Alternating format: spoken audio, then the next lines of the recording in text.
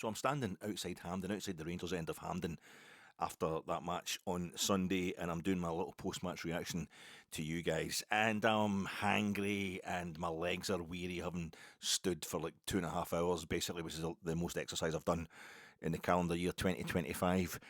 Probably I could have went for a pie, but you're always scared you're going to miss something, especially in an incident-packed game like that League Cup semi-final we all enjoyed. And so I love it. Great game for the neutral. Who's neutral? The neutrals all hate Rangers and Celtic. You know, absolutely nobody is neutral. I could care less what entertainment value it's given to people who don't care about Rangers or Celtic. But I'm watching that game and something, I'm like, I need something to eat, but it's going to go into extra time, isn't it? Oh no, I can't. It's because I'm massively morbidly obese, so I'm struggling a bit when I'm doing the post-match reaction pod, and I'm also trying to keep a rein on my emotions. I'm trying to try and be objective, try and think outside of yourself, try and get away from your instinctive emotions because they're all bad at a time like this. Your instincts and your emotions. And I'm trying to concentrate in the podcast. And you might have noticed, well, you probably won't have noticed because the podcast's out of sync and I'm talking garbage at the time. But I had a wee pause, a wee kind of moment where I was like struggling to put together a couple of sentences.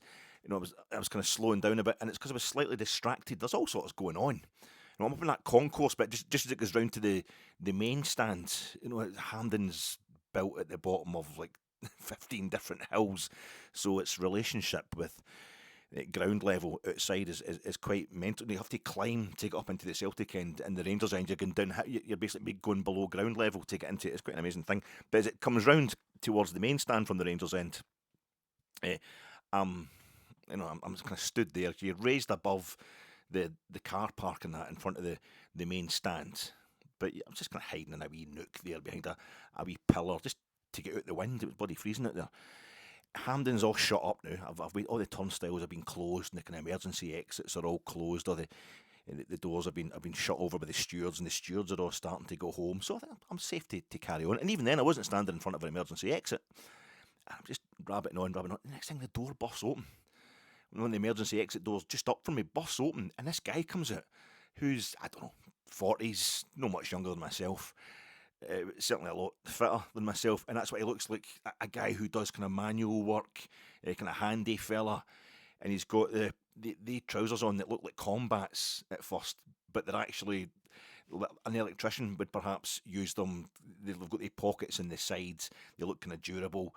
You would have your pliers and your plugs and your thermometer and your needles and things. I don't know what it is that electricians use, but the guy looked like he was doing kind of real handy stuff round about Hampden. He had a lanyard on as well, but he just comes out onto the concourse bit and he's just looking at me. He's kind of looking through me, and he's not being aggressive, and he looks kind of frightened actually, but not of me, just of the situation. Why is this guy standing there talking to? I'm essentially just standing talking to myself on a phone. But you must have seen, everybody's seen that going on. You've seen people doing podcasts or even just video conference calling people and things like that. People video call each other these days, walking down the street, screaming into their phones and that.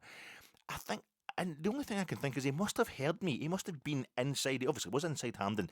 He's been passing the kind of double doors, and he'll have heard this fat guy outside talking about Schopenhauer. This German philosopher. I don't mean, oh God, what am I like? I'm so wacky, I'm so crazy, I'm so pseudo-intellectual. I'm not. I'm just really, really boring. And I was only talking about Schopenhauer as a way of kind of admitting how horrific I was finding, how horrific my mood was at that point in time. Hasn't got much better about that result, about that game.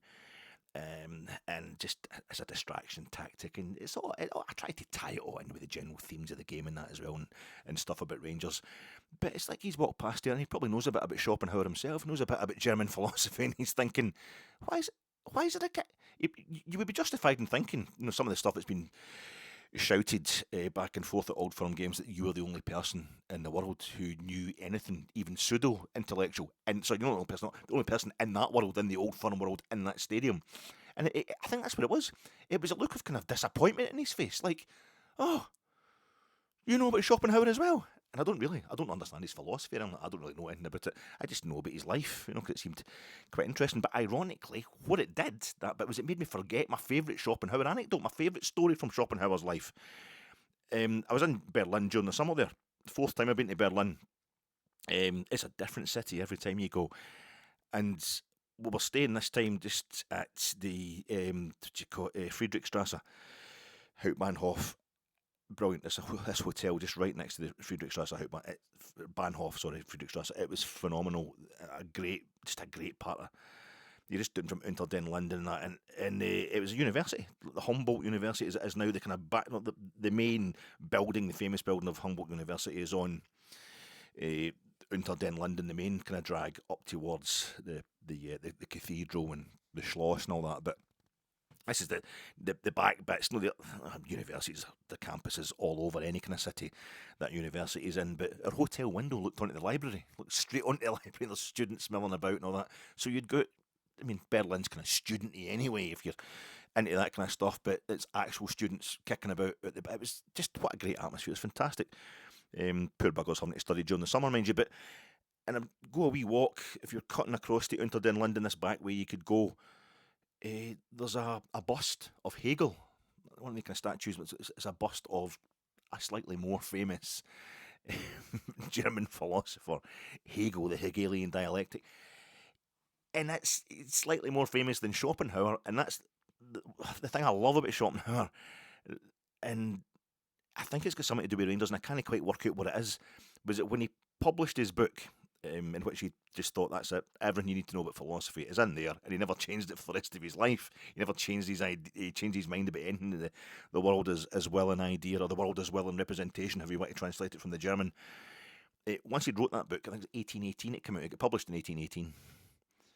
Around about 1820, 1821, he thought, well, I can do lecturing now. I can do lecturing at a university. So he's lecturing at Berlin University in philosophy. And the hour that he must have had a say in it, he decided the hour he was picking to lecture in his lectures that he was delivering daily was the exact same time as Hegel's. And nobody ever turned up because Hegel was like a superstar and his lectures were electric. You know, tiring of the electrician, but he would just do it. He lectured to an empty lecture hall. Schopenhauer turned up every day, despite the fact that I've never seen it qualified as, was the lecture hall actually empty, or was it effectively empty? Was it empty compared to Hegel's? Because you think maybe if it's standing room only at Hegel's lectures, there's a wee overspill. We might as well go and see Schopenhauer. Jesus, Mr. Cherry. No, let's go and see him. But I think it might actually have been empty, but he just stood there and he did the lecture every day for months on end until somebody from the university said to him, this isn't working, Arthur. This clearly isn't working. You're going to have to. So he just went back to doing his regular routine of getting up at 7 o'clock in the morning, having a coffee and writing until noon and then playing the flute until 12:30. And as I was discussing the post-match reaction pod, and I don't know what it is.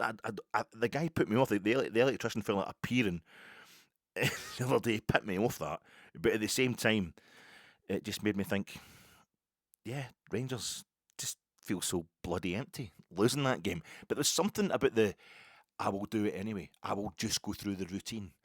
You know, I'll become a better lecturer if I'm practicing every day. You know, I'm not going to waste this hour that I've got. You know, so it's never wasted. No experience is ever wasted. No Hampden semi-final. You lose it against Celtic, you lose any match against Celtic, it's particularly painful for Rangers supporters, particularly painful for Rangers as a club, but I feel we're getting there, we're getting closer. It's not a waste, and normally that's how I would see that, that's how I'd be using that anecdote about Schopenhauer, that it's the persistence, just keep trying, just keep going through it. There's no harm in practicing, there's no harm in, you might not be getting, it's certainly never going to be empty watching Rangers, because although the last time we won the league, maybe that's it. The last time we won the league, it was empty stadiums. Just like, but everybody was watching. They weren't watching from the stadium, we're all watching from home. But I think just now the main thing I take from the utter depression, Schopenhauer's very kind of depressing ideas about the world, and the main thing I take from that anecdote in regard to Sunday is just the feeling of utter emptiness. I better get to the point before I'm podding to an empty podcast. How you doing, folks? This is your Fat Ek. I kept up with everything up until the point where Asgard gets sent off in about the 38th minute, and then it all just became so kind of emotional, and it was on my nerves kind of thing. It was just excitement and a negative sense of like, oh no, we don't want to get hammered here, and then we don't seem to be coming back into the game, and then we equalised, and it all went to pieces. My ability to properly analyse that game after the game on Sunday, it went to pieces from about the 38th minute onwards. Plus, I couldn't really see what was happening. The sightlines are so awful at Hampden that I missed out things in that post-match reaction pods, and I'm going to try and deal with them now having sat down and watched the whole game back, and that was not enjoyable. Recap pod coming to you in association with Gersey. Check out Gersey. On Sunday night it was on live, the flagship show, 9:30 Sunday night, as per every Sunday night. It's still up there on the Gersey YouTube channel and probably available across all other decent streaming platforms. It was John, Ben and Ross, and if you do watch it, you're going to tell me what it was like, because I've not had a chance to watch it yet. So check that out. The boys were reacting to the game on Sunday. And I'm also sponsored by Porcelain Driveways. Porcelain. I was quite, when I got this leaflet through the door just about 2 or 3 weeks ago in October, we're still approaching winter, and I said Porcelain Driveways, and I saw the photograph. Number one, I'm insulted because obviously they're saying and it's just a tiny wee drive. You can't even get a car in it. But look at it, you got kind of, I don't know, a fat Afghan hound pulling a wheelbarrow or something. You're looking to park in their so-called driveway. It's really just a path up to our front door. But the guys have obviously walked by. Oh, they need a new driveway. Their driveway's a state, and he's put this thing through our door, and it's Porcelain Driveways, and it's showing a photograph in front. I'm like, that's what they things are. That's the name for it, because I don't have one, obviously, and there's none round about here, but I've seen them. Seen them doing like Fifth Avenue. I don't mean Fifth Avenue, Manhattan, but it's something you would maybe think.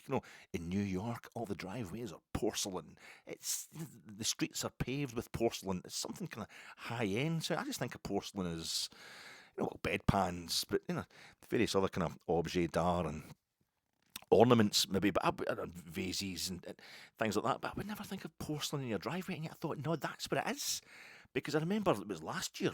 It was snowing and all that last winter, icy conditions underfoot. I'm out with the crampons on, just needing to get the kind of walk that keeps me the right side of a heart attack. And it's Fifth Avenue, just between Esquire House and Anniesland.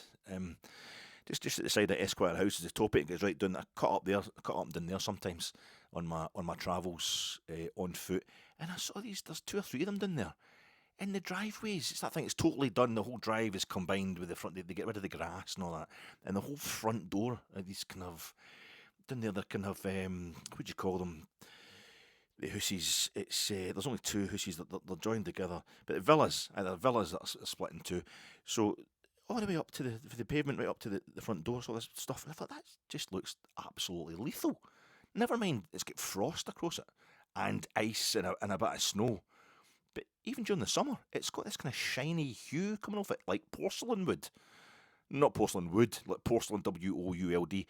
And I think, how do you not break your neck? Even if it's rainy during the summer, any liquid on that at all, you're going to go in your neck. And I'm dying to find out how this works. I'm dying to find out it can't be like that, because folk wouldn't be getting them.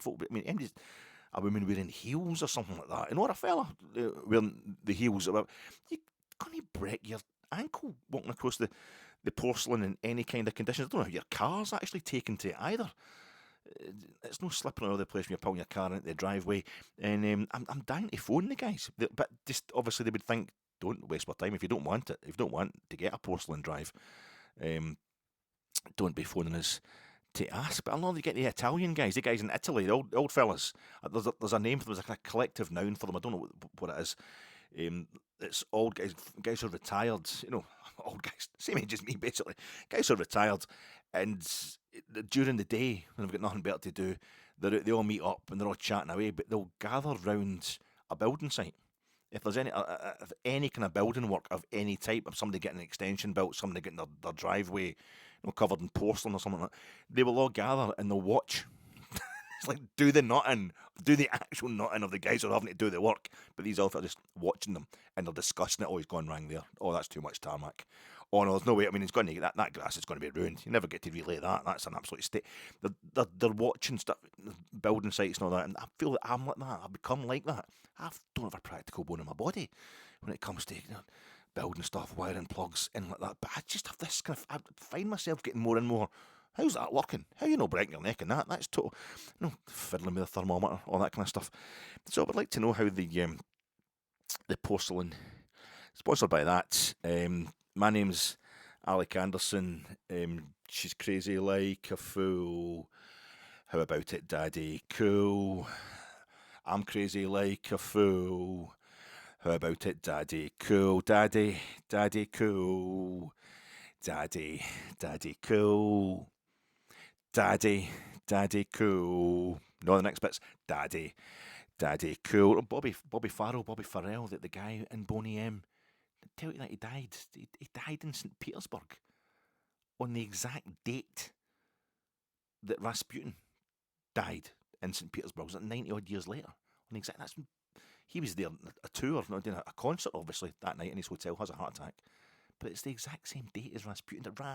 He's obviously done the song in his concert like an hour or so earlier, and he's died. The power of Rasputin, quite a thing. Old Boney M classic. My name's Alec Anderson, and I just want to clear the decks, folks. I want to clear the decks before we've got Roma coming on Thursday nights, and normally I would do a recap of the last game Rangers have played, a domestic game. It will be at the weekend before. I'll combine that with the European preview pod, but there's too much to say about this game on Sunday against Celtic, and also I just want a fresh start. I'll do the Roma preview tomorrow. It's going to be within 24 hours. I'm sending out too many pods, but it just needs to be done for my sanity. I was talking about Alan Partridge in that post-match reaction pod, which if you're interested, is the one before this. The one before this on the list on my YouTube page, whatever, you know what you're looking at.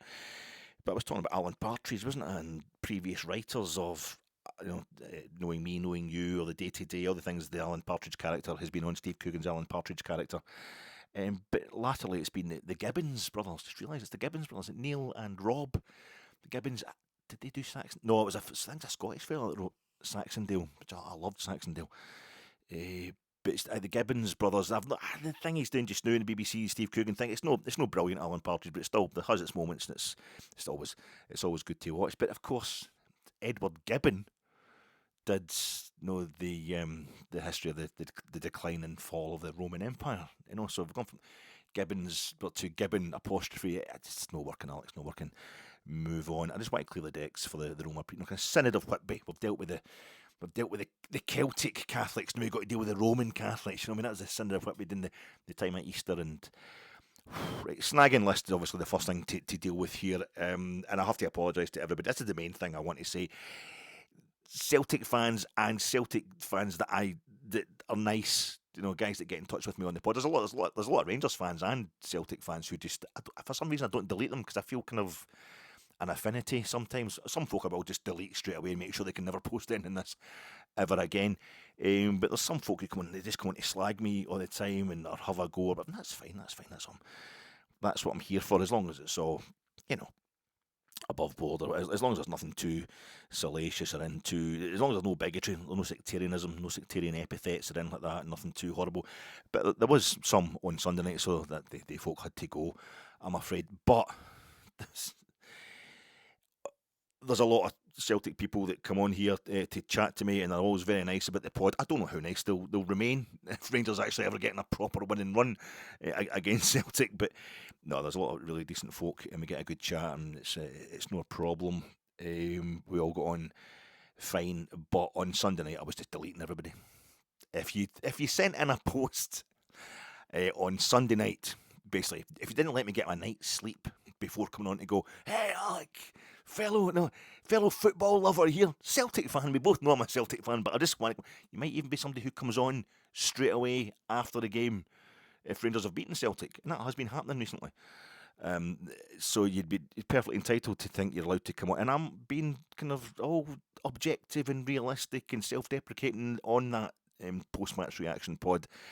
But by the time I got home, No, I just didn't want to hear from anybody. I was deleting your posts. I was just binning them straight away. wasn't even reading them. And they're obviously most of them were lovely, and you're being nice. You just want to chat about the game, and you've given me your time, and some of you for years now. And I'm really, really sorry, but I wasn't want to talk to you. I wasn't want to hear from Celtic fans on Sunday night. It went dark. It went dark on Sunday night. I really did feel bad after this one. I always feel bad when we get beat off Celtic, and we've had a good year against Celtic. That's a point I keep making. I'm going to continue to make. We've done really well against Celtic over the year 2025. It's the first time we've lost a match against Celtic in 2025 at the fifth attempt. But it was a bit more than that, and I was really taking it bad. It's a bit like I don't know. It's just a bad mood on my part. I want to apologise to anybody who I know a few of you got in touch. Just try to be nice, just try to have a chat. I'm like, nope, no, see you, no, don't want to know. I was just taking it as that you need to leave. I do that thing, but I've got some really good mates that I know that are in real life. Celtic supporters, guys I used to work with, and I actually used to hate it when Rangers beat Celtic, and the next day I'm going into work, I would be avoiding them. I didn't want to see them at all, 'cause I didn't want to risk any chance of them thinking I'm just, getting in your face or whatever. Even, So sometimes I kind of react the other way. Conversely, I don't want to listen to them, no matter how nice they're being. I just don't want to deal with Celtic fans at all. It's the same with the kind of Martin O'Neill thing. Nobody gets in touch to say that fair dues, Alec. I was slagging Martin O'Neill before we played Celtic on Sunday in the build up to it. I was talking about how much I disliked the man, and nobody really gets in touch to say, "Oh, that's fine, Alec," because you slag a lot of Rangers people. You've slagged Rangers supporters for saying certain things. You've slagged Rangers employees and that as well. So it's fair that you're just you're dealing with things evenly. Nobody. Everybody's just like, why are you slagging Martin O'Neill? I love him. It's. I think the other side of that is I've said a lot of kind of anti-Ranger stuff, so you're going to accept my hate-filled stuff about Martin O'Neill. No, you're not, and you're also thinking, well, if you're saying anti-Ranger stuff, then I'll come on and say some anti-Ranger stuff as well. As a Celtic fan, you'll know mine. Yes, I do. Vincent Hanna, saying to Neil McCauley over the coffee and heat about why he's going to shoot him. He's going to shoot him if he catches him at another robbery. It's you're going to turn the wife of some poor guy into a widow. It's a security guard. They killed security guards in the last job that Vincent Hanna turned up to. It's just because you don't have to be there. That's his. You don't have to be there, and I do because it's the podcast. But you don't have to watch it ever. You know what I mean? And I'm glad you do. And it seems really ungrateful, but I was out of order. I was in a bad mood, so I've deleted a few Celtic people who normally get in touch with the pod. Probably a few Rangers people as well. I think I did. People giving, this fucking proves this or it proves that or whatever. No, I wasn't having it at all. So not all Celtic people. There's, some people who are golden as far as I'm concerned, but sorry about that. The video was also out of sync. That's another moving on quickly. Another point with the snagging items from Sunday. My video was out of sync, but I do appreciate anybody taking the time to get in touch. I'm maybe going a bit too far with my anti-Rangers media. I don't want to look like Rangers media. I don't want to look like a professional attempting to be a professional podcaster. Not much danger of that. But it's quite irritating if you're taking the time to watch a podcast and technically this one's probably doing the same right now as well. I've got a wee problem there. I'll need to kind of try and sort it out. But my mouth's out of sync with what's coming out of it. What else? I said Schopenhauer was born in the late 1800s. What I meant was the late 18th century. So that's when you get in touch going, Alec, what are you talking about? We all know that Schopenhauer was born in 1788. I was so frazzled and hangry, as I say, that I got my Rangers versus Celtic Hampden meetings since 2012 stat kind of mixed up. I got that wrong. The League Cup I was fine. That's 6 times now we've played Celtic in the League Cup at Hampden, all of them. Since 2012, since our time in the lower leagues.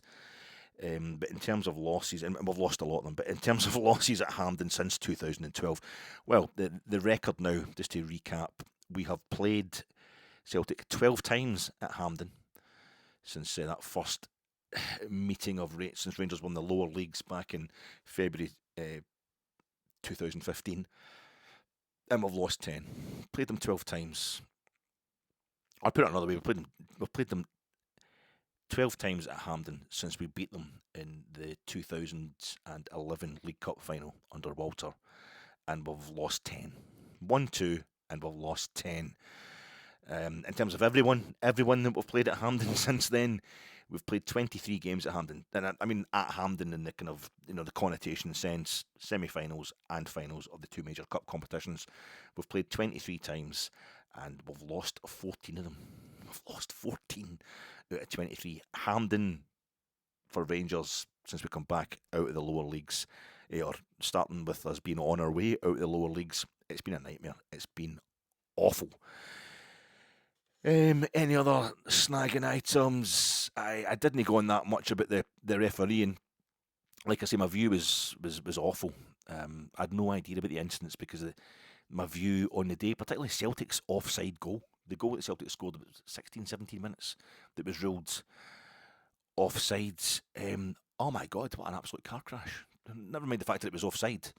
It's just, I think every single Rangers defender was involved, and we're playing five. I'm talking about playing five at the back, and let's throw Jack Butland in there as well. It was just every single one of them seemed to get involved in a way that, highlighted how not involved they were. And I'm Raskin and Diamandi just walking away in different directions and leaving the ball sitting there for just to play it through. See, when I was standing at the front of the Rangers end on Sunday, I'm looking at that, and it just looked like Celtic did a 1-2 and walked it into the back of the net. It looked like a terrible goal to lose. I had no idea it was all Rangers players that were kicking the ball off each other's faces and things like that in an attempt to stop Celtic, who we just had opened a massive gate and said, on you go. I think it summed up the sharpness, the fact that Celtic were up for it. We were playing this kind of cerebral game where the Celtic were just getting in about it, as you would expect from a Martin O'Neill team. It was absolutely awful, but things like that, my view was abysmal, and yet somehow I managed to see. I was at row M in the Rangers end, but somehow I managed to see. I saw Trusty kicking their goalkeeper in the head, but other than that, anything that was happening in our half, and most of it was happening in our half in the first half of the game, our half of the pitch, was kind of confused and all that. But yet up the far end, where I can't see the lines, up the Celtic end of the stadium and the Celtic end of the pitch, I saw crystal clear the misses that Chermiti had in the first half. It's quite a weird thing, the Hampden sightlines. So I didn't really go on that much about the refereeing decisions, because I know I'm guilty of. I try to be counterintuitive in my post-match reactions on my own bias, my own innate bias. So I had no idea about Butland's mistake for Celtic's first goal. That just seemed to me like a Callum McGregor rocket straight in the top corner. I had no idea that Jack Butland just kind of almost dived out the way of it in a really strange way. And I saw people blaming Rothwell for their second goal, and I can see what they mean. Celtic's third goal of the game, their second goal in extra time. The space we left down our right-hand side was absolutely woeful, but that kind of thing's going to happen when you get 10 men and you're deep into the second half of extra time, chasing it where you weren't. We just started the second half of extra time, but so I didn't point that out in my post-match reaction pod, but I know you can get a different idea when you're at a game and you're innately biased and all that. So I don't like to go to OTT and refereeing decisions or anything, but I can do that now, having watched it back on the television. Now I can do the kind of cold, cool, analytical, totally 100% unbiased and accurate, comprehensive assessment of the game after seeing it on TV, watching back Premier Sports coverage. Jesus, I mean, Emma Dodds is there, but apart from that, farewell must go is the assessment of most Rangers fans, but I think that the referee stuff, the refereeing is getting more of the ire that's been focused on this result on Sunday. Seems like the manager is still kind of golden, although he has made basic mistakes, you would think, in the selection. The team selection, having the team sharp enough at half time, full time. Sorry, at the start of the game. At the very start of the game, they were fine by the time it got to. I thought we were too slow. Not for the first 38 minutes. I felt as if the red card kicked us into action when I was watching the game on the day. But having watched it back, we start snapping into tackles and all that. Obviously, there's a tackle from Cornelius onto who? I don't know who it was he actually tackled, but he hits the guy's, he kicks his boot, and he looks like he's following through as well. Celtic fans wanting a red card for that, but I think that indicated us getting into the the rhythm of the mood. We need to start snapping in here. We need to start kicking the shit out of everything and standing over people when they've been injured. That's the Celtic way to do these things. Getting in the referee's face and all that, being outraged in a really performative way. We started doing all that stuff, I think, maybe a quarter of an hour at the latest into the game. It was just that we'd given Celtic a foothold in the game by that point in time. We'd ceded the momentum to them in a way that we didn't really get back until the red card, basically, as always strangely happens in matches like this. But is the Trusty kick on Butland's head as kind of bad as Chermiti being fouled in the box, on the line of the box, which means in the box in last season's League Cup final? It's not just as bad. It's not a factual overturn, but it's getting there. It's not just as bad. So there's a slight improvement there, I suppose. But I think, why is Chermiti? Chermiti is the other big thing. Chermiti was a selection that people had a problem with because the guy looks like he's somebody on loan. He looks like a player. He looks like somebody who's won a prize. That's the things I've been hearing. To be allowed to play for Rangers, he can't finish for Toffee. Is one of the other things that somebody born in 1902 would say. But Chermiti, I think, is a good outball. He still remains a good outball. There's a reason he's missing the chances that he's missing. And with the fact the guy we are missing, or so many of us started to realise that Cyril Dessers was actually quite good. The reason I'm not going to go into Chermiti in that same kind of hysterical way is because, yes, the price tag is a lot of it. That does kind of obfuscate it muddies the water somewhat when you're judging a player. If he's £8 million, of course, and we can level that at Kevin Thelwell, the sporting director, who's only been here since June, but never mind. We're going to level that at him as well. He's going to have to go, blah, blah, blah. But I think Danny Röhl knows what Chermiti is like.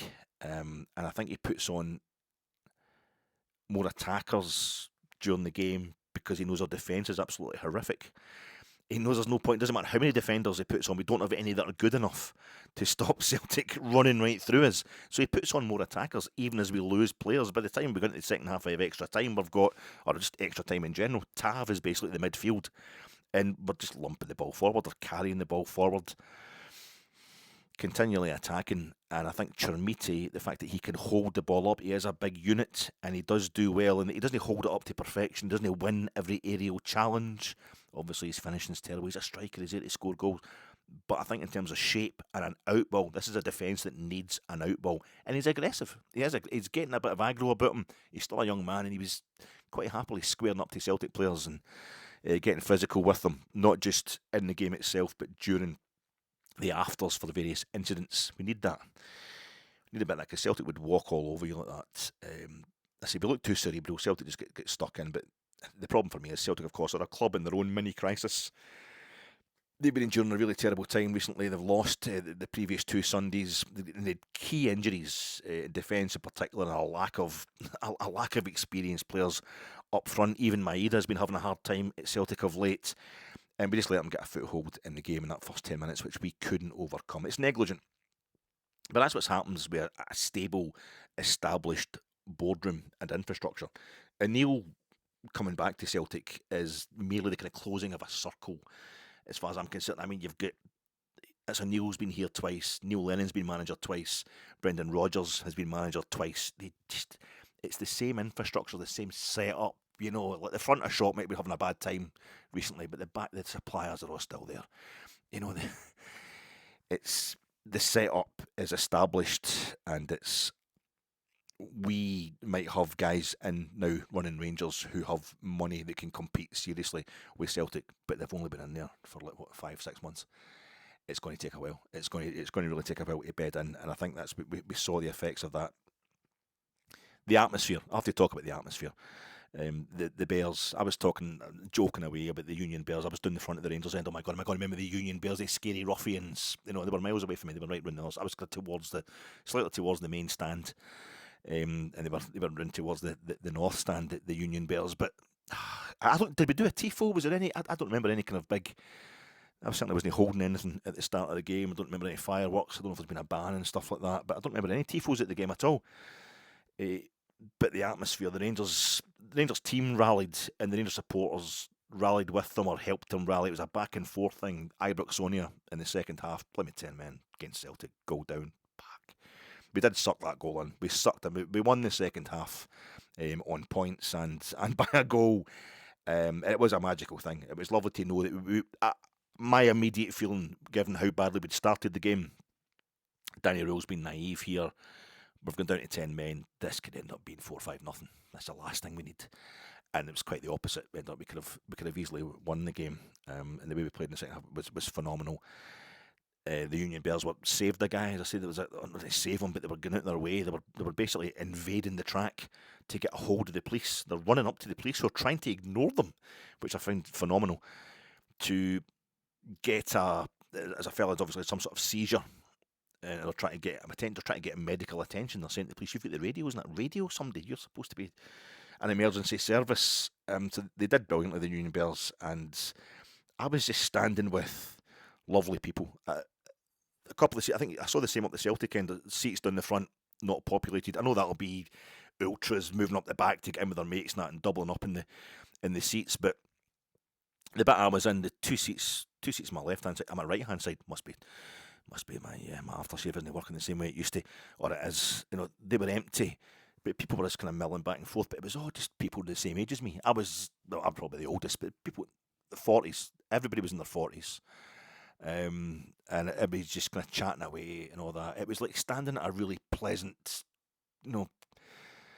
train platform, a Rangers train platform, just chatting away before we hit our work or whatever. It was a lovely atmosphere on Sunday amongst the Bears, and I think we've got to compliment ourselves as a support. It was very emotional at times, and it's never bad to feel that. Is every Rangers manager of the 2020s first defeat domestically been Celtic? No, it hasn't. It's Russell Martin. Russell Martin's undefeated against Celtic. Danny Röhl has become the sixth Rangers manager out of the last 7 whose first domestic defeat has been against Celtic. But his first defeat was against Brandbergen in Norway in his first match. So we're changing it. Pedro Caixinha, Steven Gerrard, Giovanni Van Bronckhorst, Michael Beale and Philippe Clement, their last full-time permanent managers, their first defeat in any competition, all of them, it was against Celtic. Michael Beale got to the end of April, by the beginning of May 2023, Michael Beale had only lost 4 matches in charge of Rangers, and 3 of them were Celtic in the league, Celtic in the Scottish Cup, Celtic in the League Cup. It's become a bit of a pattern, so we're kind of getting away from that pattern, and I think the general feeling with Danny Röhl on Sunday is a bit like Ange Postecoglou, his first Old Firm game when he lost 1-0 at Ibrox, and he played Furuhashi out wide against Leon Balogun, who's supposed to have been a veteran at that stage back in 2021, wasn't it? 2021. But he sorted him. Leon Balogun contained him quite easily that day. We won 1-0 with the Hollander goal. But the Celtic fans are telling us, yeah, but we like... okay, that's a bad one the day. It's never like getting beat off Hughes, but we like what Postecoglou's doing. And I think we've tried to impersonate, we've remembered that. And in the 15 managers we've had since then that haven't worked out, when they've been struggling, yeah, but do we like what he's doing anyway, even though he's lost it? No. Russell Martin, we can see what he's trying to do. We really can't. We can't see what he's trying to do. Now we can. You can say, I think you're looking at... We should have played, instead of Asgard, we should have played Gassama. We should have played Gassama instead of Asgard. And that's total hindsight. And the thing I would say is Gassama and Asgard both come on as substitutes against Hibs at Easter Road, and the two of them were shite. They did nothing. The two of them come on and were really, really put. I wasn't at the game. I'm watching it on television. They didn't seem to be involved much at all. I was kind of disappointed in the two of them because they were winning 1-0 at Easter Road, and I thought, oh yeah, these two can do something. And they didn't. So maybe Danny Röhl has known that. Danilo, he's scored in the last 2 games, so I don't see why you can't. I don't see how the manager could justify dropping him. And Danilo had a kind of cameo performance first half. He wasn't greatly involved, but then none of the front players were because we couldn't get our own half. but he did a defensive thing in Maeda, who of course took the legs away from him straight away and didn't get booked because he's dies in Maeda.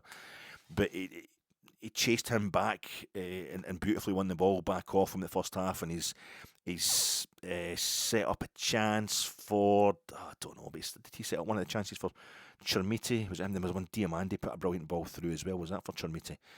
It was Tav that puts a free kick to the back post for Chermiti. Maybe Chermiti missed more chances than I actually remembered at first, but I thought Danilo's justification was justified. I've explained why I think Chermiti's selection was justified, but even there, I think it should have been Gassama instead of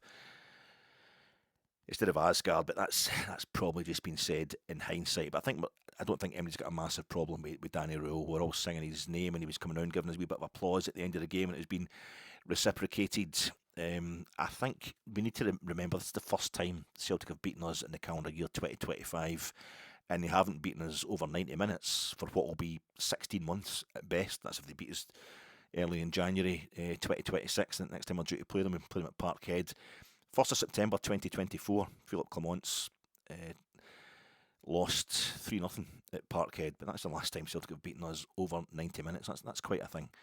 So we don't want to be chucking out any babies with bathwater at this point in time. We've put 3 past them in 90 minutes at Hampden, Ibrox and Parkhead in the early part of this year, over 90 minutes, and so it took them 120 minutes versus 10 men to do the same against us on Sunday. So the feeling of going, oh God, no, this again, I was emoting post-match on Sunday's got nothing to do with our actual Old Firm form. That's no longer the problem. It's a legacy problem. Losing at Hampden, losing to them at Hampden, it's just really starting to get to me. It feels like the last kind of hump that we've got to get over. I think Daniel Röhl, he may have done something, or forgot to do something, or didn't have that particular something in him, which lets us start these games as sharply as we should. Foreign coaches often like the idea of using the kind of opposition's rabidity, their over exuberance. I think they think kind of snobbishly, perhaps, of a British derby match, just all guys lunging in. So I'll tell my players, what you're going to do, Rangers, you're actually going to stand off them and just play around them. It's going to be. I don't think Danny Röhl's fooled by that. He's talked to himself about how he was in charge for the Steel City derby when he was at Sheffield Wednesday, but not the same. That's the one that Wally Henderson took part in and said it was like a picnic compared to the Old Firm derby. But there's no looking down on British derby culture here from Danny Röhl, but he certainly lacked nothing in the requisite kind of fighting spirit. Rangers won the second half on goals and points, as I say, despite being down to 10 men. He showed that fighting spirit as the game went on, Danny Röhl, and he certainly imparted it into his players. James Tavernier, like Jack Butland in Bruges, who were losing 6-0, different situation, but Tav was absolutely brilliant when the chips are down. He's the reason for 10 years of Hampden crap versus Celtic. I don't think so. Give your head a shake if that's what you're thinking. Wake up to the only guy who has suffered and fought and as long and hard as us to get the club from B back to A. I mean, it could be Z, back from Z to A, but it's like Z, I think, well, that's the 3rd division. Tav joined us when we were in the Championship, the season we came out the Championship back into top flight, so it's B to A. I think about these things, it's quite good. The refereeing, okay, let's do the refereeing thing. Willie Collins, I heard a wee clip from the Rangers review, and they were slagging the fact that you shouldn't have a programme that's Willie Collins' review programme where the referees go over the VAR mistakes that have been made. Well, if you can fill a whole programme with that content, and it's funny, it is funny. It's a witty line, but I don't like that kind of patter. I don't.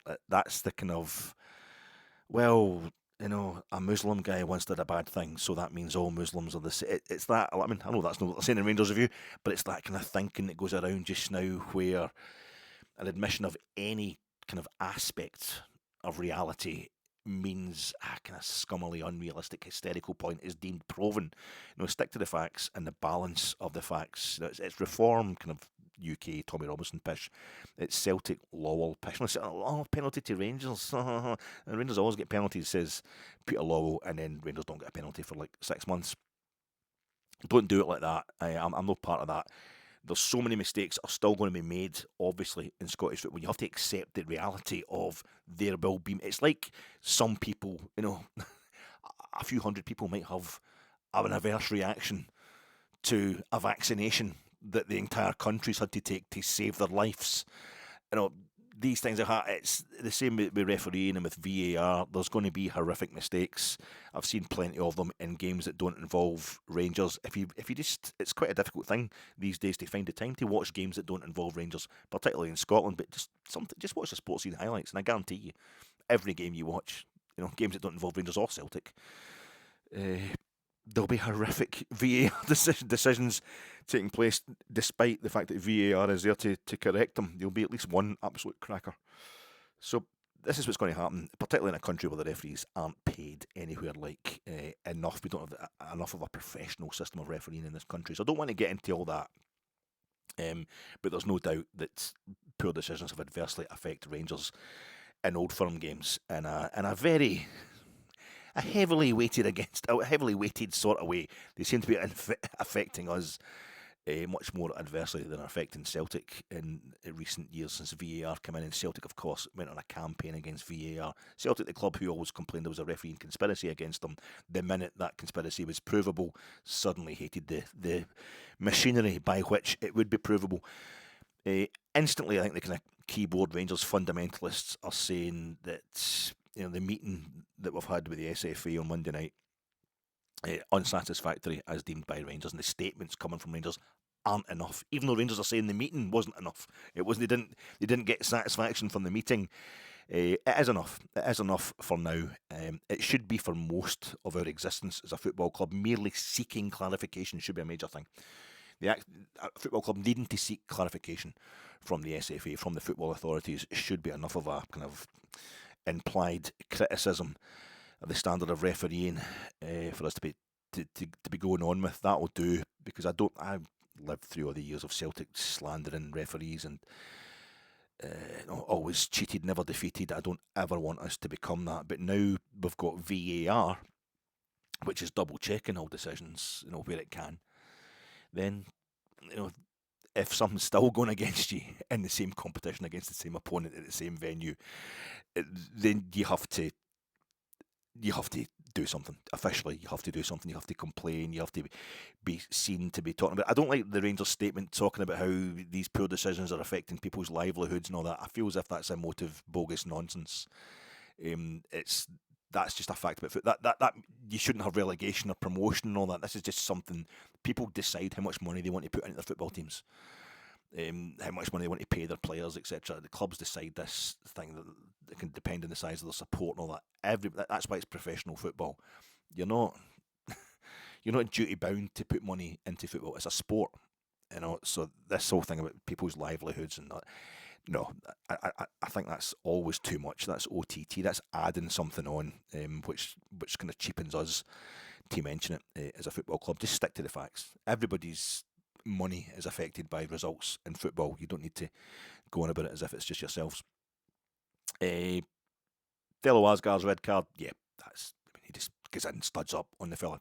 Didn't mean it, didn't see him. I've seen people saying it reminds them of what happened with Kamar Roof against Slavia Prague. Nice to see Arsenal stuffing Slavia Prague as well, racist bastards. But yeah, it was like that, just following the ball. And I think perhaps the fact that Thelo Asgard just wasn't involved in the game at all, he's seen a chance to get involved. He's flicking the ball over his own head and all that, and doing the tricks. He's just trying to concentrate, trying to get himself into the game. And there's no argument with that. I don't know how I had to get the close up of Tony Ralston's thighs. Not a good look. But there was definitely blood there. Definitely the studs had gone in. No one's doubting. You just need to see it. That's what I'm saying. That's the point I should have used to illustrate how bad my view was, and the people round about me in the Rangers end at Hampden. When that went, we saw the red card going up. We all started cheering. We thought it was a Celtic player. I think we thought it was Anthony Ralston. I don't know who we thought it was or what we thought had happened. The view at that point was so bad. You're just thinking, oh, he sent one of them off. Whoa! And then it's like, it's Asgard. What? They're cheering. Ah, Jesus, it's one of yours. That's how bad the view was. So I didn't, but having seen it on television, oh God, yeah, that's a red. all day long. I think that the Cornelius, I can see why people think it's so bad, Celtic fans getting into it. It's always a giveaway. I did that post-match reaction pod on Sunday. Didn't really make a big deal of any of the refereeing decisions because I hadn't seen them properly. Get Celtic fans getting in touch going, but what about Cornelius getting in? That was a red card all day. I haven't even mentioned the decisions, mate, which is sounding a bit defensive there, sounding you maybe a bit guilty, feeling a bit guilty about something, a bit over defensive, but I can see why that looks good. That looks bad. Sorry, I can see why it looks good for a red card, perhaps in some senses. But he's not. His second foot's come through, but it's not making any contact. I don't think there was great intent there to do any damage, and the contact itself, I think it's cancelled out by Maeda's booting of Diamandi to the chest later on. Was that the second half or whatever, when Maeda comes round the referee to boot Diamandi in the chest? But it was the flat of his foot, it wasn't the studs. Yeah, well, Asgard didn't mean it when he put his studs onto Tony Ralston, but that's a straightforward red. I think the two of them cancel each other out. Both being yellow card offences. I'm sure Maeda got a yellow card for that. He did get a yellow card for something, because I remember us all cheering like hell at that point. Ralston, it can't be a second yellow for the penalty, because it has to be a straight red, or if it's a second yellow and it's not deliberate handball, then the double jeopardy rule, which according to Mike McCurry on Rangers Review today, or was it yesterday, talking to Derek Clark, this was brought in 2 years ago, and I've heard of this, where it's not because they've conceded a penalty to then get a player sent off for that penalty, unless it's a red card or whatever, a red card offence, then it's too harsh. It's no fair. That's fine. That's fair dues. Okay, that's the rule. That's the rule. But it was deliberate hand. It's like if it's not a deliberate handball, not a deliberate offence that would worthy of a second yellow card, then he can't go off. He's trying to block that ball with his arm. For me, it's not provable, I don't think it's particularly provable, but the idea that he was already falling down as well is if you just watch Tony Ralston on his way down, he's maybe kind of falling over, but he's not about to use his arms to keep himself up, because he's getting his arms in by his chest for doing he does a little extra push off. He starts a dive forward in the way, midway going down from whatever contact it was from a Rangers player in that packed box. A beautiful ball from Tav into Gassama. He's about to have the shot on goal. He knows what he's doing all the way, Anthony Ralston, and he's getting his arms tucked in under his body as far as he can. You can't get your arms tucked in. They're going to still be outside your body, and it hits his elbow. He's down there trying to block the ball, and he's obviously going to go with his arms going first in the way of the ball. For me, it is deliberate. So he should have been sent off, but I can see why that's not provable. And the same with the biggest incident in the game, the red card, which was never given, for Trusty. It's Jack Butland's got his hands on the ball. He's got the ball under control. Trusty kicks him in the head. There's not a lot of force in it. There's not a lot of intent there. It's a red card for slapping somebody in the face. And some of these guys, you could slap them in the face all day long. They wouldn't feel a thing. You see this all the time. You could have guys by the throat or whatever. There's no... it doesn't hurt. There's no physical pain involved. I'm seeing Celtic fans start this meme thing that always goes on. Try to get a bit to laugh it off. It becomes a straw man argument where it's, here Jack Butland's having to get his head stitched back on.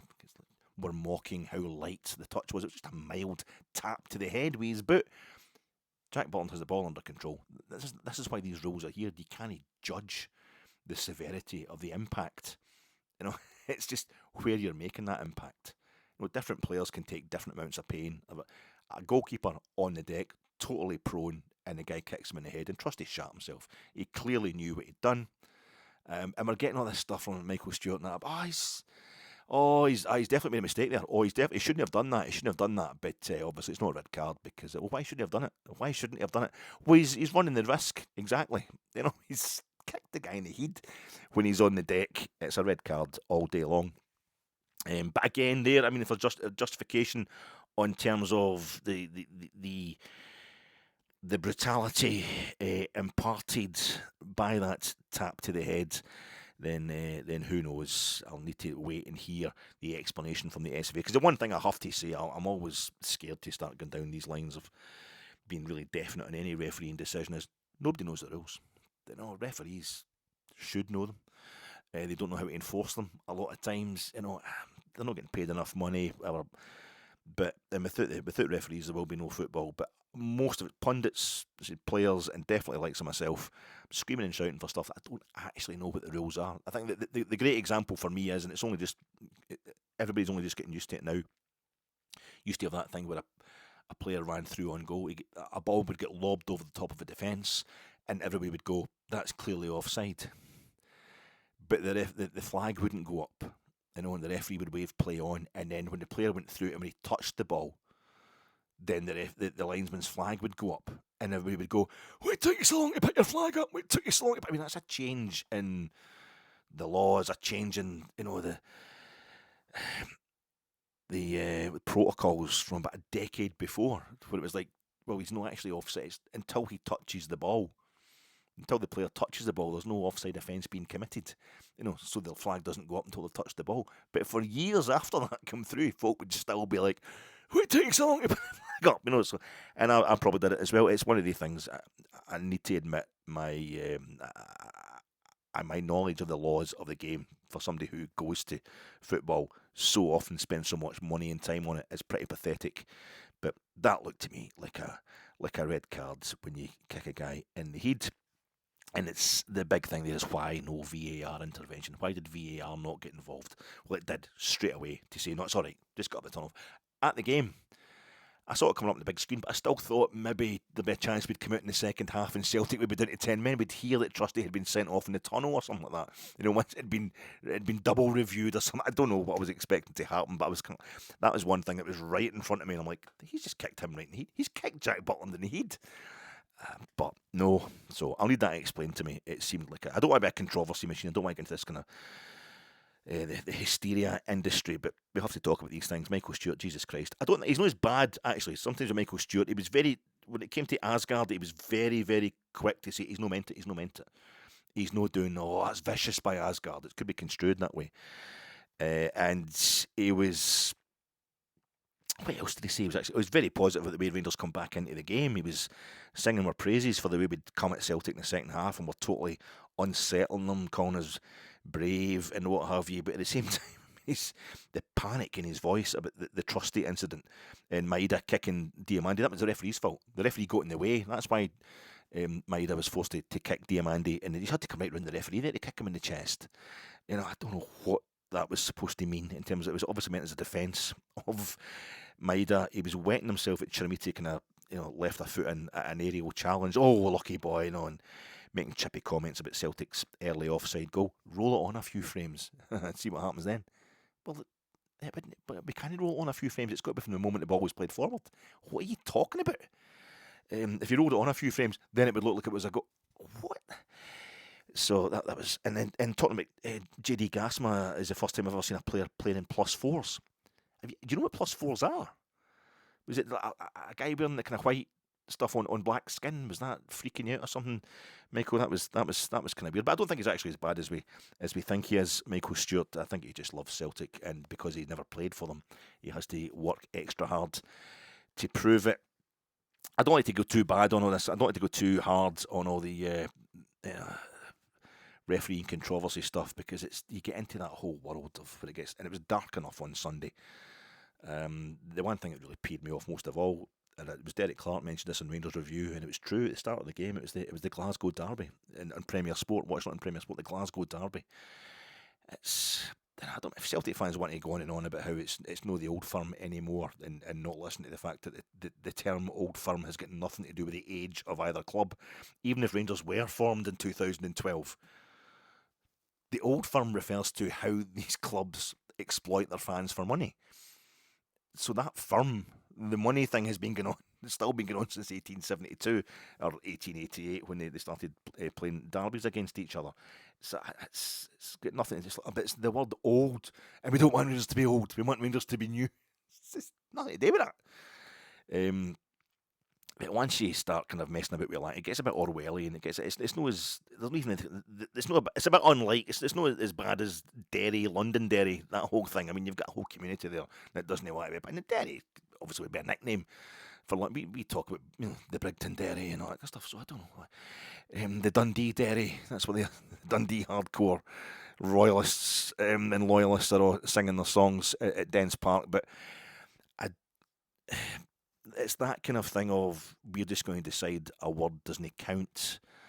It's always quite dangerous, gets a bit creepy, bit Orwellian, almost kind of authoritarian as well. I've been watching that Riot Women on the BBC, and it came to mind on Sunday. I haven't watched every episode yet, but it came to mind during the game on Sunday to myself, and I'm sitting there watching or standing there watching Rangers in the second half, and I just had formed the thought to myself, fucking balls, Rangers, like big balls, Rangers. You get huge cojones, you're showing massive nads, you just get really kind of testicular in your language. I'm thinking, this is the patriarchy.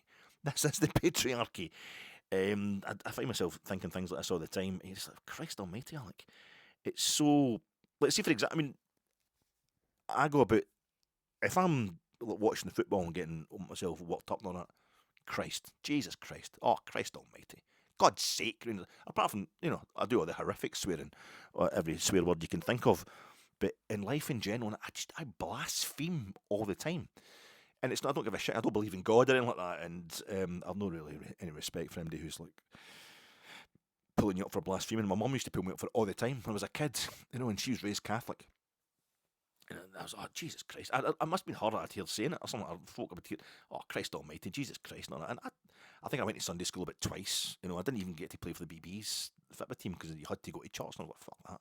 And my mum and dad's, because my dad's Protestant, mum was Catholic, and the two of them get a hassle from both sides when they get married and all that. They just made no attempt whatsoever to pit my sister and I through that. But I don't know, what would you call this, kind of ethnic Protestants or something?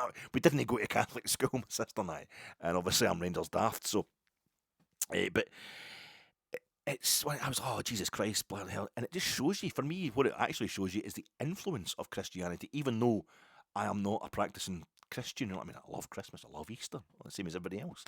These different ceremonies. It's wee ways like that language and comes out and kind of shows you the deep influence of stuff. And that's, I mean, the patriarchy in full effect when you're watching your team being really brave and all that. And oh, the balls, man, they're showing total balls here, total real men. I think I heard Charlie Mulgrew talk, they're real men, what is a real man? I don't know. You find people that can go about like smashing into folk, and there's some really tremendous professional footballers who live absolutely scummy lives. The bravest people, the toughest people I know are the people who just are there all the time and do the bit. And most of the bravest and toughest, and and also the nicest, to be decent, maintain your decency while also having to face up to life's hardships is the hardest thing of all. And it's all women. It's all women. Aunties, grands, things like that. My mother-in-law, just people who are absolutely different and tough in a particular way that no man I've met has ever been able to match. And it's stuff like that. So you start doing things like, that's how language can almost justify and institutionalise a bias. So if we're going to start changing Old Firm, which is that the connotation of Old Firm applies to both clubs equally, and it's a kind of mocking connotation. The idea that it applies to Rangers, at the age of Rangers, whatever age Rangers Football Club is it's just wrong. It's just 100% wrong. I find that giving into that kind of hysteria is quite a depressing thing. You've got a hysterical wish that Rangers are not the same club as they were in 2012. That's fine, but why? It's like renaming it the kind of the pro-Masonic derby, or the UK establishment plays in blue in this one derby, or if Celtic lose it's only because of a conspiracy derby. The term Old Firm, it slags and compliments both clubs equally. It's a nickname. It's informal, like somebody parking in the road outside your house, directly outside your front door. This there's no law against it. There's no rule against it. But Jesus, you're going to be thought of in a particular way if you go for that. It's no the anyway. Never mind. I've gone on that too long. But the fans, I feel at Hampden, it's I think because the away supports are getting so much smaller, sometimes non-existent at Old Firm League games. If we go to Parkhead and Ibrox, at Hampden, it's the last place you can now see it as that kind of 50-50 split of the crowd, and it's symmetrical now. Because the way Hampden used to be, the old Celtic end didn't have a roof on it, as I was saying before, and the Rangers end did, and the Celtic end used to have this lip, going into the kind of 60s and 70s, the 80s they knocked it down. There was this extra lip of terracing on the top of the old Celtic end, which made it even bigger than the terracing at the Rangers end. The roof, the Rangers end, I think, was roofed about 1966 or something like that.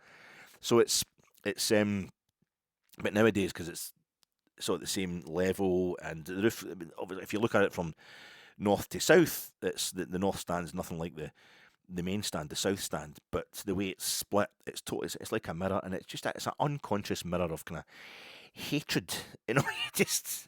So I hate feeling that. I hate getting that feeling of why we're Rangers at the basest level. You know, Rangers, of course, were taunted into reacting to the Irish invaders, as it was put by some stupid football magazine back in the 1900s. I hate this kind of, we need to get these bastards back in their place feeling that I was getting on Sunday as this stuff was coming at me across the pitch at the end of the game. It's that place that we need to get Celtic back into has never been anything other than just divvying up the trophies with us, just winning as many trophies as we do. That's what I mean is just get it back to. I'm not trying to say I want Celtic to go out of it. I do. I mean, I want Celtic to be punished and to go through everything that we went through.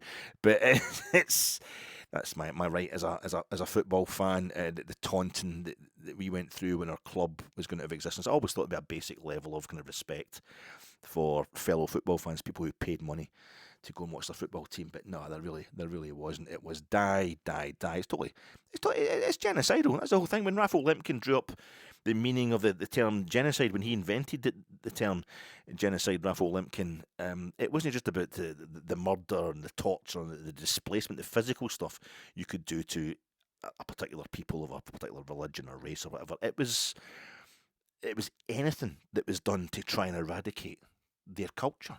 And the Rangers' culture, you know, we play the Old Firm derby. You know, the Rangers' culture. Are you spelling that with a K? Of course I am. It's a KKK, isn't it? The Rangers' culture was just sharing the trophies with Celtic. You know what I mean? So Jock Stein come in and he gets his 9 in a row and all that. Well, we ended up, David Murray and via Lawrence Marlborough and Souness and that, we ended up getting our 9 in a row as well with Walter Smith and that. And we missed our chance to get to we were a goal away for the Champions League final, but we could have been the first British club to win the Champions League. You know, after Celtic being the first British team to win the European Cup, same thing, same tournament, I know, but it's in there. But aye, it's O'Neill, and Neil, I think Martin O'Neill embodies this thing where Celtic have just. I'm sick of seeing him because he embodies it when they started the proper kind of dominance, but we pegged them back. You know, I think I've had my mate Jason, you know, Celtic fans saying it should really have been 5 in a row under Martin O'Neill. Yeah, it should really have been, but it wasn't. Their fans are running about the south side these days like they own the joint, like they own the south side. I used to go to see Rangers at Hampden, and Celtic be fucking nowhere. You wouldn't see any Celtic supporters at all. They'd just be right over the east side of the stadium. No, and as my mate Robert was saying to me a few years ago, it's because they're so used to getting to Hampden. They've gone to all the cup since we've been in the lower leagues.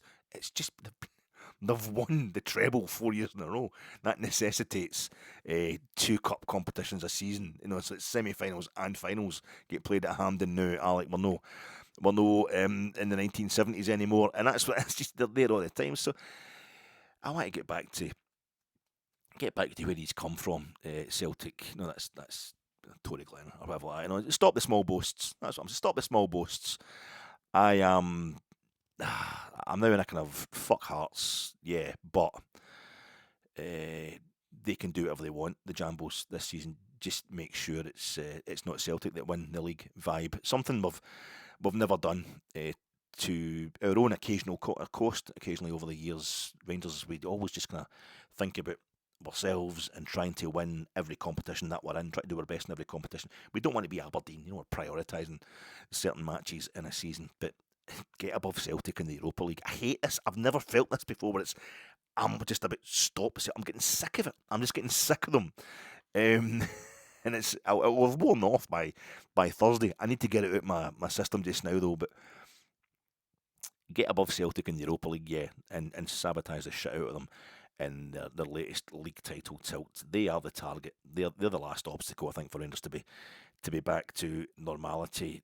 Culture, I was talking about cultural appropriation, and really, that was sort of patronising terms, linking it to Rangers in my post-match reaction pod on Sunday. But what I'm talking about is the fact that I was at the Scottish Cup final in 1989, where Celtic stopped us winning the treble with that Joe Miller goal that should never have been allowed.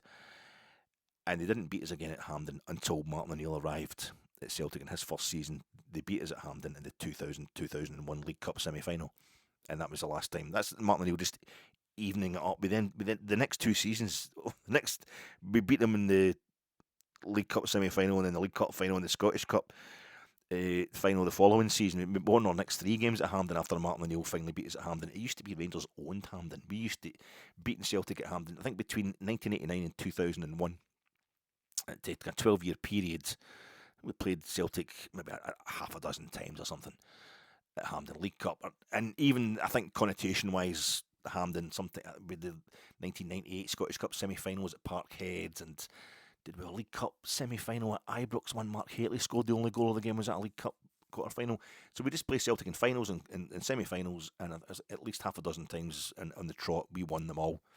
They didn't do us any damage throughout the 90s at all at Hampden, except when they were using Hampden as a home ground. We even had that 10 men. Ali McCoy scores the only goal of the game. David Robertson gets sent off in the Scottish Cup semi-final midweek at Hampden. This is the culture I'm looking to get back to, and this is what happens at times. I think we beat Celtic 4-1 in a Scottish Cup semi-final replay in 1960, and then we beat them 3-0 in the replay in the 1963 final, the Scottish Cup, and the Kaya Hansen goal, that was 66. By that time, Celtic had started beating us in League Cup finals, but we beat them in a League Cup final, that's it. And it was 60s, they started off Rangers dominating at Hampden. By 1969, Celtic had beaten us 4-0 in the Scottish Cup final at Hampden. Horrific. And in the 70s, Celtic kind of dominated, but a bit more mixed in terms of results. No, we win the 1971 or 70-71 League Cup final. Derek Johnston. We win the famous 1973 Scottish Cup final. We win that 3-2. Tampa Thice blockbuster. Celtic win the 77 Scottish Cup, but we beat them in a couple of League Cup finals involving more trebles in 76 and 78. So it was a bit more back and forth by the time we get into the 70s, and then we had that period of dominance from 89 to 2001, and then Celtic have done this thing, 2015 to 2025. We've only beaten them twice in that period, and all the, I think, as I say, like 14 times or something we've played them. It's bad. I never wanted anyone to think I was part of a kind of Protestant, monarchist, Masonic conspiracy to dominate them, far less subjugate them. I'm not a Protestant, and Jesus, who'd want to be a monarchist in the Prince Andrew days? But I love the Queen, though, in the same way that plenty of nice Catholic people have an affection for the Pope, despite everything that, well, there's the same problems in the Catholic Church as we have in the monarchy. But I was never in the Masons, except for that time I accidentally walked in a meeting, and that cost me dearly. I'll tell you about that later if I'm going to tell you about it before. I wasn't just blackballed. I mean, I didn't get my ticket for the 19. That was the day we won the league at Pittodrie in '87 under Souness, but that's a long, painful story. But I felt that fear, that kind of right-wing fear of being in a country that's against us, that sees you as a threat and a minority. And a kind of infinitesimal, totally unjustified, massively paranoid fraction of that feeling is the triumphalism. Wasn't joy coming from the Celtic fans on Sunday. It was a kind of triumphalist superiority, unjustified in the pitch for the last 16 months. It came rolling over the Mount Florida grass into my face.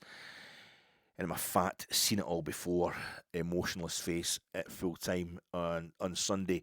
It's the trophies.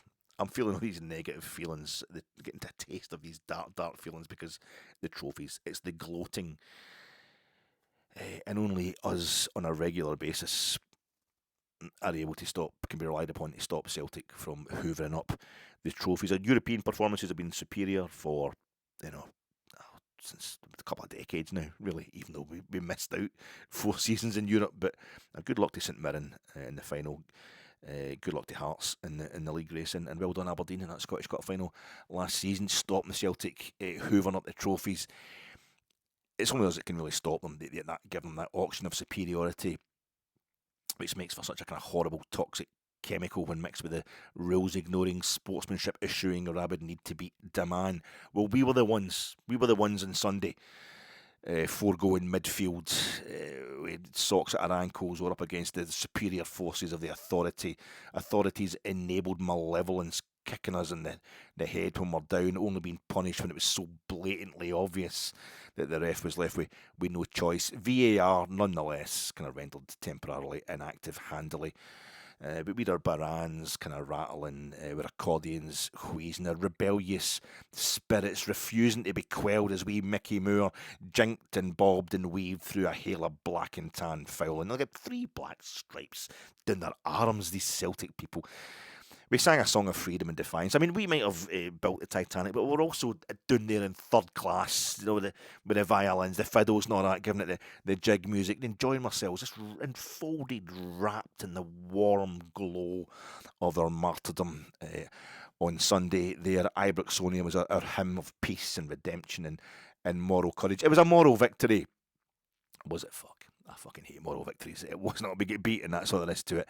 It's the first sign of a cheat is claiming moral victory. So I saw and heard that from across the city for decades. So let's get them back at Hampden Prompt. Let's beat Celtic in the Scottish Cup semi-final and the final, as far as I'm concerned. And they could probably find a way to come back into the final, even if they. But both clubs are running on their particular fumes just now. Neither club particularly good. We feel we're on the way up. Celtic feel maybe they're on the way down, but it doesn't matter. The players or the managers, or in our case, the board. Celtic, they're used to winning. They won because they're used to winning, and the refs are used to them winning as well. Referees just go along with it. They just go with the flow. They go with the power. We know that ourselves. We benefited from it for years ourselves, but we lost it because we're used to losing. Over the last decade, these games, Celtic's particular fumes are winning. Our particular fumes just now are just always can't get there, and it takes a while for this stuff to change. Our home top is honking. I said at the beginning of the season, and it's not just because we lost. That's a terrible home top. I haven't watched it again on the telly. It's so cheap looking, that collar. And it's difficult to make a Rangers strip cheap looking as far as I'm concerned. It's a beautiful colour, it's a beautiful jersey, it's a beautiful crest, but that collar is just absolutely awful. Let's make reality bite. But of course, if there's one club in the world who can exemplify that, so my comment there about making reality bite is not get used to, not just get into the mindset of, well, Celtic always win these things and we always get beat. And I think you can see Danny Röhl doesn't give a shit about what's that. We can see that in the fact that we started so poorly. He's nearly given a shit about the history of Old Firm games. He's going to just do what he has to do, and I think he's going to get us there. But of course, if there's one club in the world who can exemplify the fact that domestic underachievement needn't prevent you being utterly massive and amazing, it's the one that we welcome to Ibrox on Thursday. So I'll see you tomorrow, folks, to preview the replay of the Synod of Whitby. I'll see you to talk about Roma.